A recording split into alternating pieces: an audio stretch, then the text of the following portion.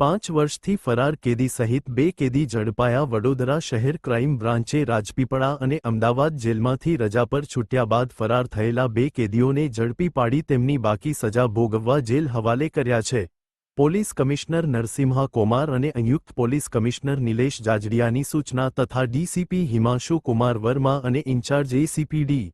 જે ચાવડાના માર્ગદર્શન હેઠળ કાર્યવાહી હાથ ધરાઈ હતી. ક્રાઇમ બ્રાન્ચે નર્મદા જિલ્લાના આમલેથા પોલીસ સ્ટેશનના ગુનામાં 1 વર્ષની સજા પામેલા હિતેશભાઈ મનસુખભાઈ વસાવાને ઝડપી પાડ્યો હતો.